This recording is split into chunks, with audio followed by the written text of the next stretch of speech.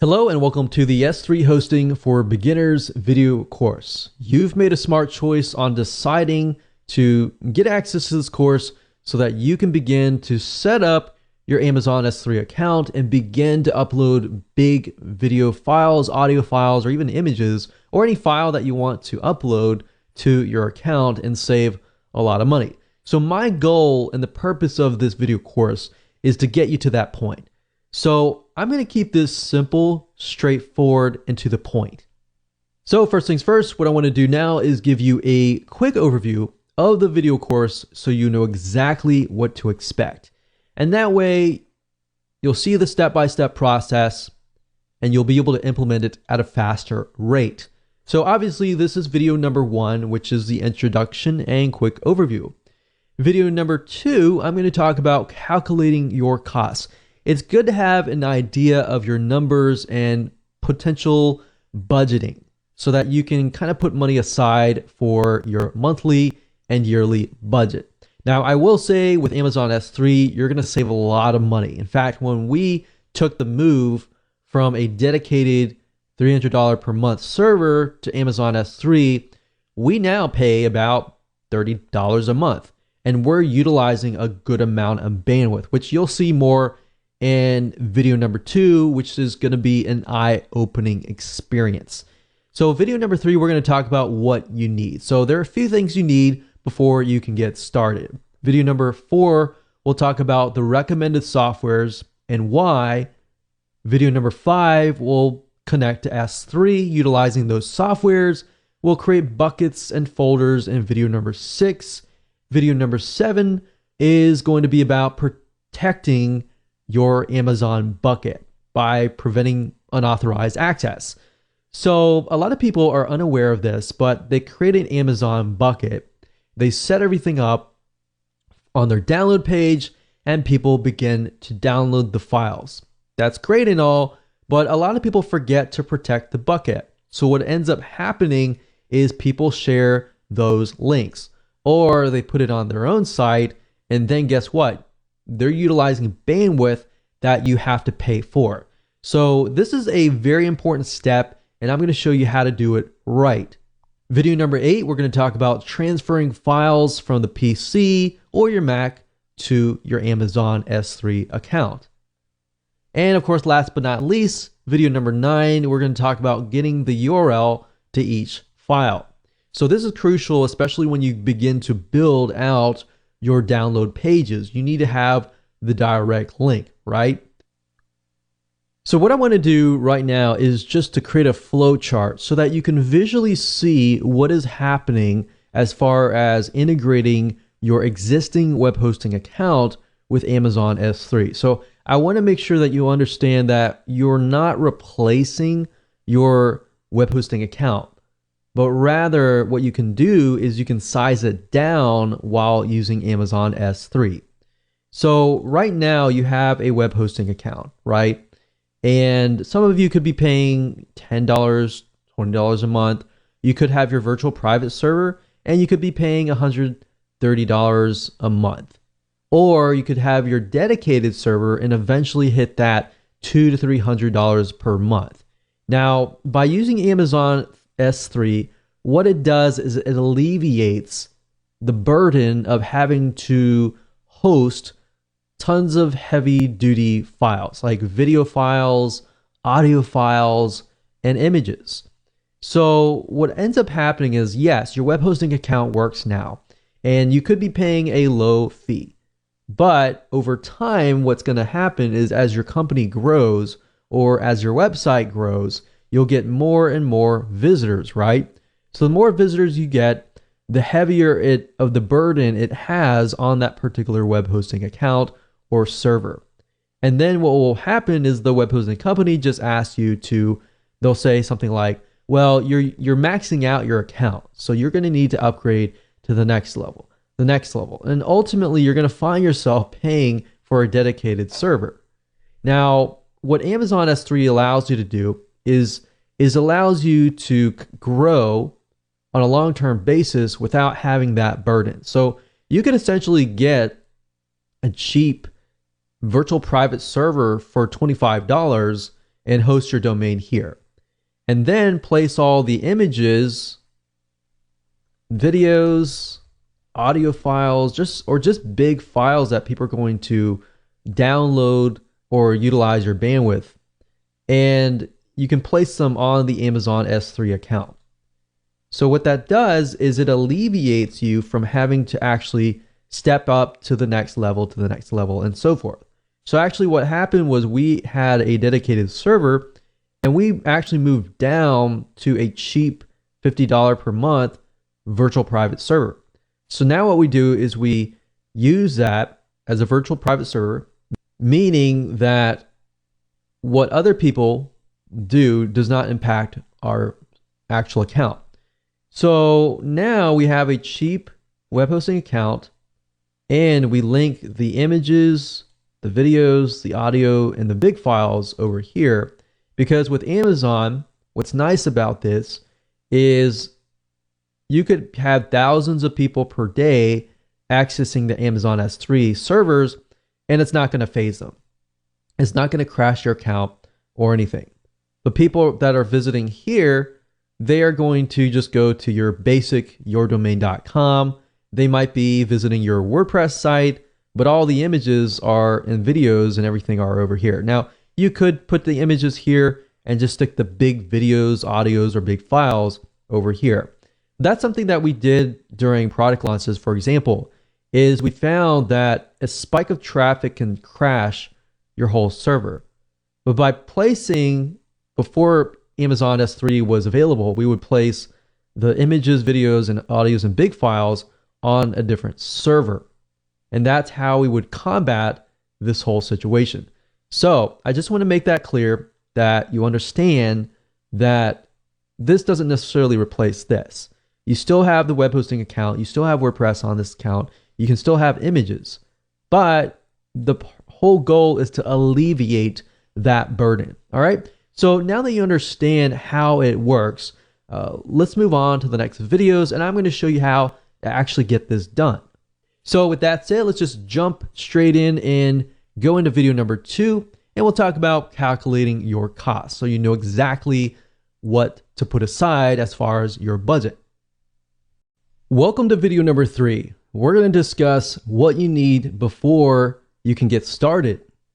So what you need to go ahead and do is open up your internet browser, go to the website aws.amazon.com/S3. That's aws.amazon.com/S3. And you're going to see this particular Amazon S3 site. It's also known as Amazon Simple Storage Service, same thing as S3. So what you need to go ahead and do is, if you don't have an AWS account, go ahead, click create an AWS account. And then next, you need to log into your account. And if you go to the billing dashboard right here, you go down to payment methods. What you need to do is you need to add a credit card for this to work. So go ahead and do that now. And in the next video, we'll discuss different recommended softwares that you can use. Hello, and welcome back to video number 2, which is calculating your costs for your monthly budget and potentially your yearly budget. Okay, so now what we want to do is you want to head on over to calculator.s3.amazonaws.com/index.html. So once you enter that, you will be sent to this page, and we can begin to budget your monthly and yearly costs. Now, in order to do this, we want to go to the left-hand side and click on Amazon S3. Now, it's going to ask you to choose your region. What the region is basically you're going to have the option when you create your buckets to specify a region. Now, I would advise you to pick a region where most of your audience is going to be. So if I feel like, okay, most of my customers or prospects are going to be in the United States, I might want to choose something in the United States here. So I'm just going to choose this one here. Now, standard storage is merely the amount of storage that you expect to use in a month. So in other words, how much are you going to upload? Now, realistically, most of you are probably going to upload max a couple gigs. Now, for those of you who are heavy users, you might say a max of 100 gigabytes. Now, imagine this. Your web hosting company, most of them, in order to upload like 100 gigs, you're at least paying $50 to $100 per month. Now, look at this. If I scroll up here, you can see it automatically shows you your estimated monthly bill. You only have to pay $2. So imagine the possibilities. Now let's talk about bandwidth, which is basically if you upload 100 gigabytes of video files, audio files, really large files, and people are actually watching these videos, listening to these audio files.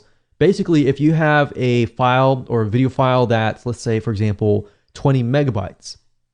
If it's 20 megabytes, then you send, let's say, 100 visitors who those 100 people watch that one video, then it's 100 times 20, which is 2,000, which is 2,000 megabytes, which is basically 2 gigs. So in this case, I just want to show you this. We have data transfer out, data transfer in. So these two are the ones that you will primarily be looking at.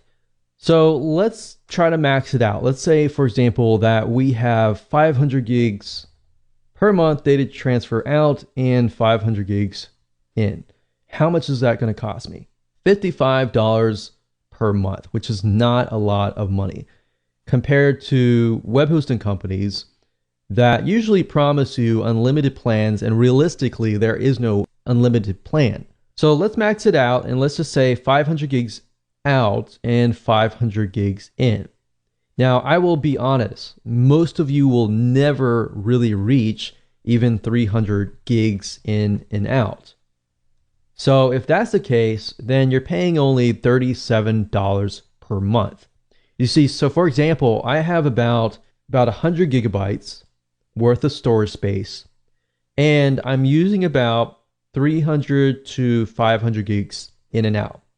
And this considerably is, I got thousands and thousands of people coming to the site watching videos at all times.